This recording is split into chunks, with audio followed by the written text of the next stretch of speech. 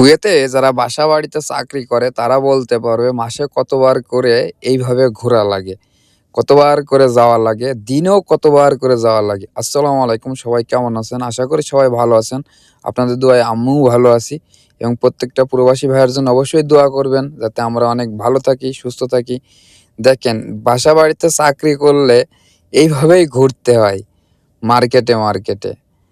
একেক সময় একেক জিনিস লাগবে নিয়ে আসো।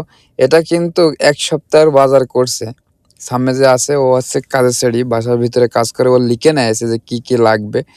তারপরেও যে কি পরিমাণ আশা লাগে, মানে এমনও দিন আছে যে ৪ বারও আশা লাগে জামিয়াতে।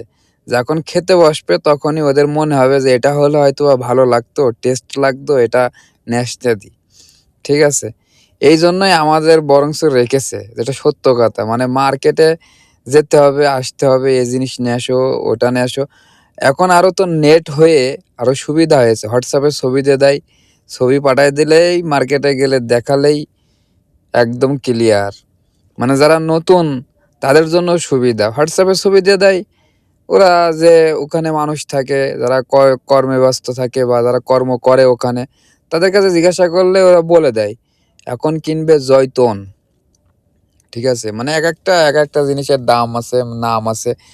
যেগুলো বললে আপনারা চিনবেন না বলে আর বলছি না। অনেকে চিনবে, যারা আরব গাল্পে থাকে তারা অনেকে চিনবে। কিন্তু যারা আরব গাল্পে থাকে না তারা তো চিনবে না। এইজন্য আরকি বলা না। যারা আরব গাল্পে থাকে তারা তো দেখলেই বুঝতে পারবে যে আসলে এর ভিতরে কি জিনিস আছে বা কি জিনিস নিচ্ছে। অবশ্য মোটামুটি বাজার করা শেষ।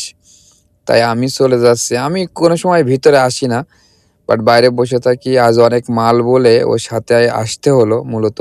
না হলে ও একা কখনোই পারবে না। দেখছেন না কিভাবে কাগজের সাথে মিলিয়ে কিনছে, মানে ওর ভুলে না যায় যেন, তাই আরকি ও লিখে নেয় এসে। এইভাবে প্রত্যেকটা বাসাবাড়িতেই যারা বাসার ড্রাইভার আছে বা বাসার ভিতরে কাজ করে, তাদের এই কাজগুলো প্রতিনিয়তই করা লাগে। প্রত্যেকটা মাসে, প্রত্যেকটা দিন করা লাগে। আসলে আমি এখন ক্যাশিয়ার এখানে আছি। আমাদের মাল কিনা কমপ্লিট। ও হয়তোবা ব্যাকে আরো গেছে, কিছু লাগবে। এই যে এখানে ক্যাশ কাউন্টার, এখানে হিসাব করা হচ্ছে যে আসলে কত টাকা বিল হয়। অনেক টাকা বিল হয়েছে, যেটা বলা যাবে না। বললে মান-সম্মান থাকবে না। মানুষ বলবে এই কয়টা জিনিসটাই এত দাম। তো সবাই ভালো থাকবেন, সুস্থ থাকবেন এবং প্রত্যেকটা প্রবাসী ভাইয়ের জন্য দোয়া করবেন।